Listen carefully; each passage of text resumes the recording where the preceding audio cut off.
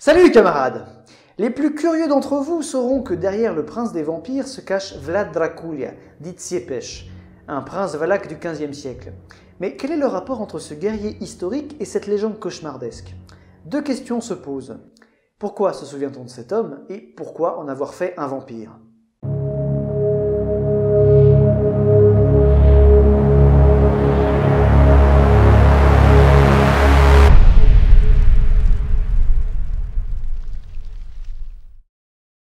Imaginez un pays 8 fois plus petit que la France, suffisamment grand pour être indépendant, mais trop petit pour faire face à ses puissants voisins, la Hongrie dont il est le vassal et l'Empire ottoman. Ce pays, c'est la Valachie. Il règne une dynastie, les Bassarabes, dont les bâtards ont le droit au trône aussi bien que les fils légitimes, ce qui fout un merdier énorme. Les princes locaux, qu'on appelle des voïvodes, doivent donc se battre sans arrêt par tous les moyens pour que leur pays ne disparaisse pas et pour se maintenir sur le trône contre les rivaux qui veulent de la place, leurs propres nobles dissidents, qu'on appelle des boyards, les intérêts hongrois, les envies de conquête turque et plein d'autres facteurs. L'un d'eux s'est démarqué. Il s'agit de Vlad Dracula, dont le nom signifie fils du diable ou du dragon. En effet, son père, le voïvode Vlad Dracul, était membre de l'ordre du dragon, créé par le roi de Hongrie Sigismond vers 1408. Vlad, il a été élevé parmi les Saxons de Transylvanie, puisqu'il est né à Sighisoara vers 1429-1436, à la cour de Valachie où son père a régné, ou même encore chez les Ottomans puisqu'il servait d'otage garantissant la paix avec son père. Il a donc pu se rendre compte de toutes les imperfections du système valaque, notamment par rapport aux Ottomans chez qui on pratique le devshirme, la cueillette.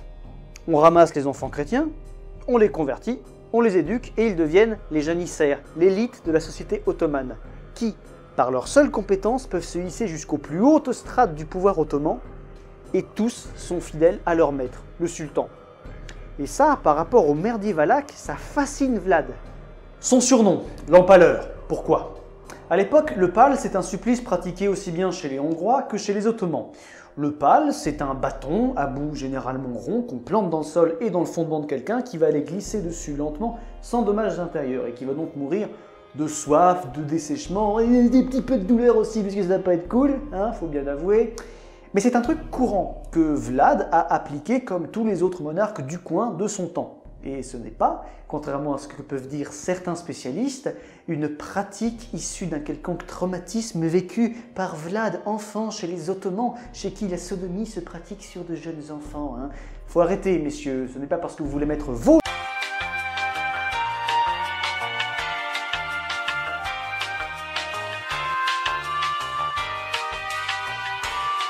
Mais je n'ai toujours pas répondu.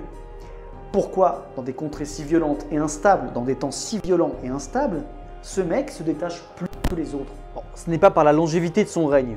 Il a régné un peu plus de 6 ans en 3 fois, parce que les mecs se putchaient sans arrêt. C'est pas non plus par ses conquêtes. Ayant grand max une armée qui faisait 30 000 hommes, en comptant tous les machins mâles de plus de 12 piges qui ont 2 bras de jambes, il a déjà du mal à défendre son pays. Sauf pour la guérilla, il est très bon pour la guérilla. Pendant l'hiver 1461-1462, il a réussi à repousser le sultan Mehmed II qui avait avec lui 80 000 hommes, sans compter les attaques de Étienne le Grand de Moldavie. En revanche, pour se maintenir seul contre tous ses ennemis politiques, commerciaux, intérieurs ou extérieurs, il a fallu se montrer implacable et les impressionner. Et pour ça, c'était un boss. Il a donc beaucoup massacré, c'est vrai. Il a fait un champ de pales de 3 km de long sur plus d'1 de large. Il a fait massacrer ses boyards. Il a fait brûler ses pauvres pour leur épargner les douleurs de ce monde et plein d'autres horreurs pour se faire respecter et pour marquer les esprits. Il a bien compris le principe du « qu'on me haïsse pourvu qu'on me craigne ». Un jour, il a même franchi le Danube sur les terres turques pour aller ravager celles-ci sur plus de 800 km de large, tuant près de 24 000 personnes. Mais ses successeurs feront parfois bien pire que lui, et pourtant on ne s'en souvient pas. Et ses contemporains sont pas mauvais non plus. À ce moment-là, les Turcs, ils ont pour habitude d'empiler les têtes des vaincus. Et puis les chefs vaincus, ils prennent la tête et ils la remplissent de coton, ils la maquillent et ils se promènent avec. Enfin, seulement le scalp. Ils n'ont pas le droit de mettre les doigts dans la bouche d'un mort, donc seulement le scalp. On sait même désormais, grâce à l'historien Constantinescu, que Vlad a la plupart du temps appliqué à ses victimes leur châtiment en fonction de leur code de loi.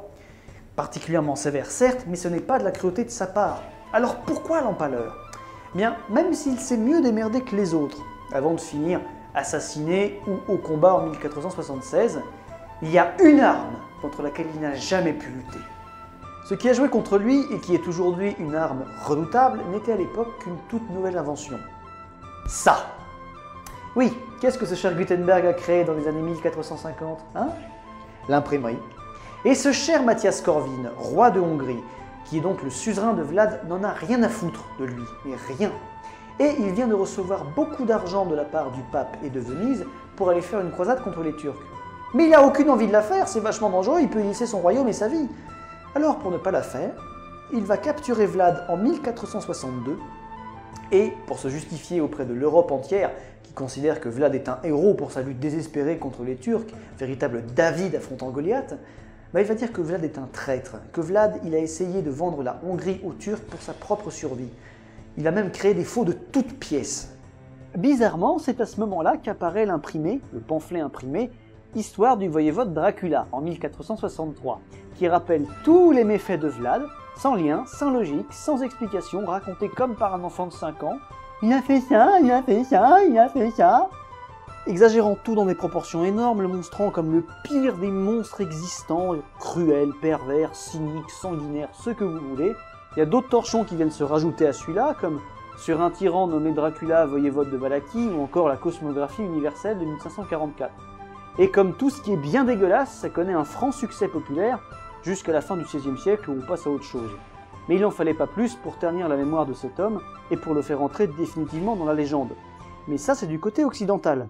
Il est quand même intéressant de constater qu'en Europe de l'Est, d'autres récits circulent qui le présentent comme un prince pieux. Je veux dire un prince croyant, fidèle mais juste, protégeant son peuple, aimé de son peuple, luttant contre le pouvoir et la corruption de ses boyards, faisant reculer la criminalité, légiférant à donf, protégeant la Valachie par tous les moyens possibles, faisant des miracles avec si peu de choses. Il est très largement digne du prince de Machiavel, et il a inspiré bon nombre de règnes, comme celui de son contemporain Ivan III en Russie, ou encore celui d'Ivan le Terrible. Même si je ne sais pas si c'est un bon exemple. Mais toujours est-il que les Roumains de nos jours le considèrent comme le plus grand héros national, voire même comme le père de la nation roumaine. Et il est triste de se dire que par chez nous, on ne se souvient de lui que parce que la propagande a laissé entendre. Mais quel est le rapport avec un vampire dans tout ça? Le vampire, chez les Roumains, c'est-à-dire le strigoi, le moroi, c'est un non-mort. C'est un cadavre dont l'âme n'a pas quitté le corps et qui donc erre toutes les nuits pour qu'on le libère. Et il est souvent mal compris des vivants, ce qui le rend furieux et le pousse à tuer, créer des épidémies, des inondations, des tempêtes, des sécheresses, des incendies, etc. Et il y a plusieurs petits trucs qui permettent d'expliquer ce mythe. Côté technique, il y a un point assez génial, l'alimentation. Les populations orthodoxes, comme le sont les Valaques, sont capables de faire plus de 200 jours de jeûne par an. Et après ces périodes de jeûne, ils bouffent à s'en faire péter le bide, et de pareils dérèglements alimentaires, ça leur pèse sur le bide au point de leur donner des hallucinations. Un petit peu comme le phénomène de paralysie du sommeil est très bien expliqué par Y Penser. Ils ont donc l'impression que quelqu'un les épie, les oppresse, et pour eux tout de suite, c'est un vampire. Ensuite, il y a le problème de l'enterrement. Souvent, on enterrait les gens trop vite, c'est-à-dire qu'un mec qu'on retrouve inconscient dans la flotte, on va partir du principe qu'il est noyé, donc on va l'enterrer, sans vérification. Ce qui fait que les gens qui vivent au bord des cimetières, qui, à 2 h du mat, entendent hurler ou gratter ces mecs qui se réveillent sous 1 mètre de terre, ils flippent, persuadés que ce sont des vampires. Il faut souvent assez peu pour faire une légende. Et quoi de mieux pour mêler ce joyeux folklore à ce héros historique que l'ennui d'une Angleterre victorienne décadente teintée d'un romantisme subtil. L'auteur irlandais Bram Stoker est là pour ça. Empruntant le thème du vampire au roman Le Capitaine Vampire de Marie Nizet et au folklore roumain que son frère a connu sur place, à celui de Dracula qu'il a découvert lorsque dans un livre il s'est aperçu que Draculia signifie fils du diable et qu'il aimait remuer sa main dans le sang de ses victimes. Et l'engouement du public se fera tout de suite pour ce monstre oriental sensuel suceur de sang et fera la célébrité de cette créature que désormais tout le monde connaît. Voilà ce qu'il en est. Cet homme a réussi l'impossible dans des combats perdus d'avance. Il s'est imposé seul face à d'innombrables ennemis de toutes sortes, y compris ses propres alliés. Il s'est montré juste, ferme, à redresser son pays, à centraliser son pouvoir. Il s'est même attiré le respect de bon nombre de ses contemporains et adversaires. Mais s'il pouvait lutter contre tout cela grâce à son génie politique et à sa main de fer, il ne pouvait rien contre la propagande et la calomnie, qui lui valurent pourtant de devenir l'un des mythes culturels les plus populaires du XXe siècle. Mais si la légende de Dracula est classe, c'est quand même rien à côté de ce que fut ce héros valaque. Camarades, salut!